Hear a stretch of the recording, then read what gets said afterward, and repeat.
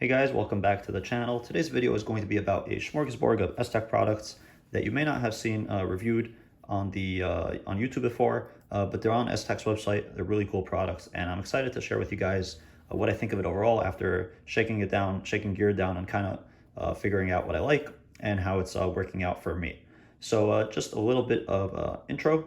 So I made a video a while ago, this is like 2 years ago or so, maybe more, on the channel about Esstac pouches, which did pretty well, and then a pouch on Esstac Kiwi for a light, and that also did pretty well. And in the meantime, since getting that feedback and seeing how much people were looking for information on this stuff, and knowing that Esstac is one of the biggest names when it comes to gear and good nylon, sturdy, durable American nylon products, some of the, whether it's agencies, organizations, individual shooters, are all running Esstac stuff for good reason, right? Because it's really good, durable gear, and it's kind of the it's kind of the standard for mag pouches, and everyone's trying to copy or design or modify based on their stuff. So since then, I continued to use those pouches extensively, really getting good mileage out of them. And I did get a few more pouches from Esstac. They did send these, full disclosure, for me to evaluate and review and kind of share and film some content, and I'll let you guys know what I think of it, and with no expectation at all for a positive review, of course. Really cool bunch of guys there, but I figured now it would be time for an update, and both on the pouches that I've been using and these new pouches and stuff over here. So there will be a few shorts on the channel for each item, and we'll try to do a short per item to show you how it works, and then here we'll discuss them in detail.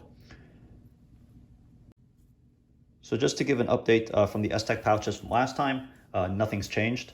We're still using the double pistol Kiwi with the gap, a light Kiwi, rifle mag Kiwi. There's some other Kiwis in storage, and then I have the shotgun Kiwi here, and there's another one of these also in storage. Shotgun cards also from Esstac, excellent way to carry shotgun rounds on your belt and quickly reloading, so that's cool. And then we also have, there were black Kiwis, if you might remember. Back in that video, I did give those away to a buddy, but kept all the Ranger Green gear, the Coyote stuff, and this is just the Safariland ALS. Everything's been holding up great. No complaints, no durability issues, obviously, not surprising, right? The one thing that you guys will see that's missing from this belt is medical. So today we're going to go through a bunch of those products that I got and show how it interfaces with gear and what I think of it overall and all that good stuff. So let's go. So first we're going to take a look at the two tourniquet pouches. This is in the vertical configuration, and this is in the horizontal configuration. They both are really good pieces of nylon, excellent mil-spec elastic here that's not going to wear out that easily. And you can see it's going to take a good bit of effort just by shaking it. It's not coming out, right? It's going to take a good bit of intentional effort to pull that tourniquet out, and then there you go, you have access to it. And there's two different configurations. Like we said, you're going to have the horizontal as such, and this is really good when you don't have room to put a tourniquet necessarily standing up, or you don't want it hitting into your ribs. This is a good way to take advantage of maybe unused real estate on your belt to have a tourniquet over there. This is going to be the vertical configuration, and we'll show how that works right now. And again, good elastic. The elastic is going to be the same on both of them, so you guys can see here. Once it's in, it's not going to fall out on you, and it's just ready to be deployed by pulling it up, and you've got access to your tourniquet. And then we'll just show how this mounts on the belt as well. It's also sized, and even though this is not a typical two-piece belt, it's actually doing very well in this kind of setup. No complaints so far, and the one wrap is really good for making that precise adjustment, making it fit really any kind of belt. This is a 1.25 inch or one and a quarter or 1.5 inch belt. I don't really remember. If you don't, let me get a tape measure. All right, so this is a 1.5 inch belt, and yeah, the typical height, and this is sized perfectly for that. No complaints at all. Again, this is really good for like the patrol officer. They typically have their tourniquet in a vertical configuration. This is if you need access.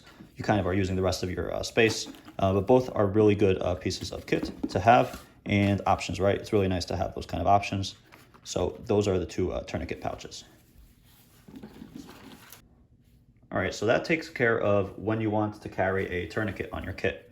What about if you want to carry other pieces of medical gear, right? Bleeder style items, gauze, bandages, so on. So this is a mini GP pouch from Esstac. It's hinged, and it's made of, I believe, Squadron Cordura laser cut laminate.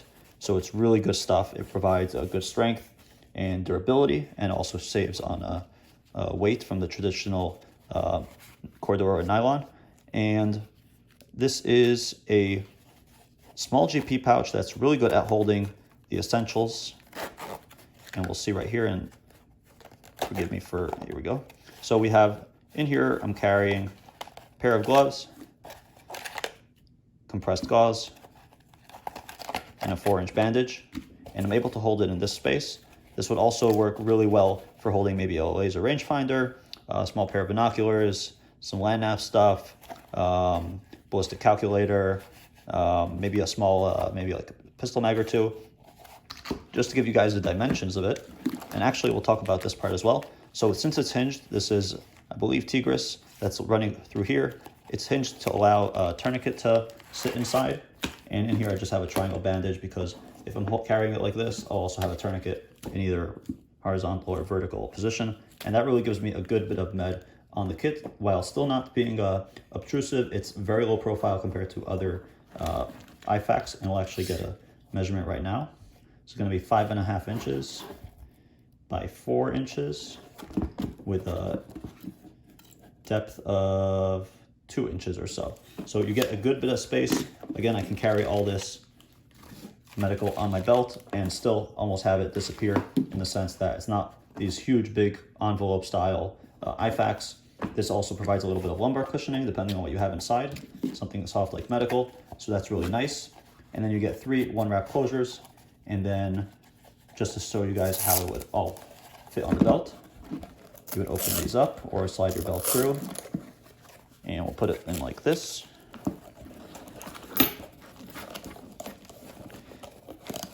And 1-wrap has been a godsend ever since I've had the chance to play around with it on kit. It's really, really good stuff to use and outfit your stuff with. So big fan of it overall.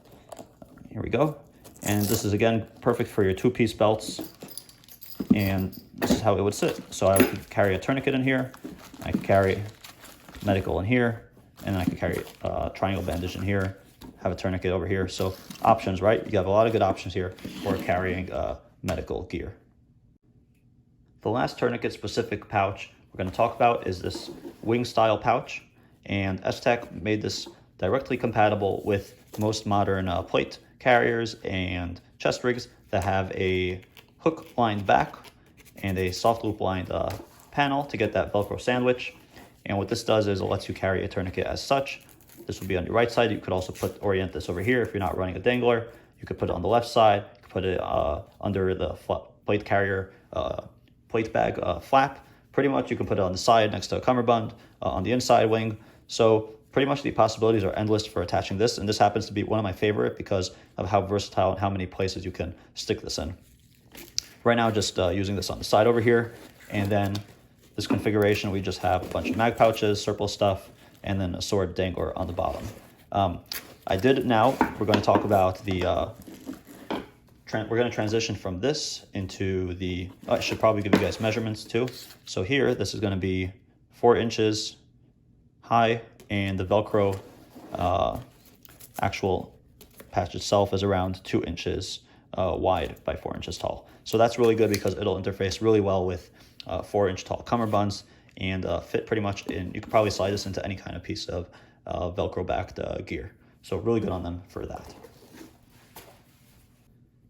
Another benefit to the attachment method of the mini GP pouch and the tourniquet pouches is that on belts such as this Blue Alpha Gear hybrid EDC belt, which the Esstac Hueys cannot be attached to with their belt loops. They would have to be all switched out to 1-wrap, which isn't a bad idea either. This allows you to use these 1-wrap attachments on the belt itself. So you can get the Esstac tourniquet pouches in here. Because they have 1-wrap, you can get that mini GP pouch on here as well. Pretty much all these pouches, though, with 1-wrap could be adapted to a belt like this. But I especially like how adaptable all these pouches are. So it makes for a very modular system that you could outfit a variety of belts with. So that's a good place to stop for now. In the next video of this series, we'll do a full review on the Esstac DST medical pouch, a very complete and adaptable pouch for a variety of kit, and hope to see you guys all in the next video. Until then, like, comment, subscribe, all that good stuff really helps me out. Thanks everybody for your time, and take care.